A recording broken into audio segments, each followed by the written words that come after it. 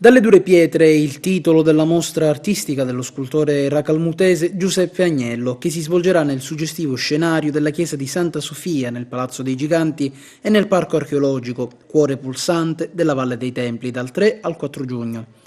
L'evento, a cura di Alessandro Pinto, è organizzato dal Comune di Agrigento e dall'Ente Parco Archeologico con il patrocinio della FAM, Fabbriche Chiaramontane, del Mura, il Museo di Racalmuto, l'Accademia delle Belle Arti di Palermo con il supporto della FAM Gallery. Non è passata indifferente la soddisfazione e l'approvazione del sindaco di Agrigento, Lillo Firetto.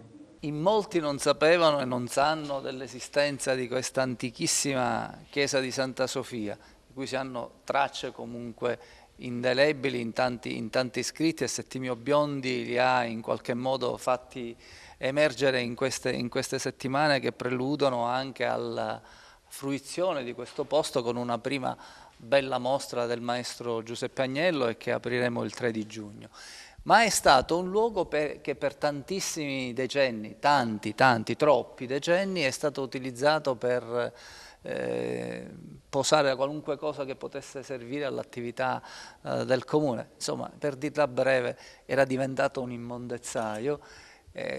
Sono serviti 4 tir, credo, per tirar fuori la quantità di materiali di diversissimo tipo che erano stati accumulati. Era un magazzino, il magazzino del comune.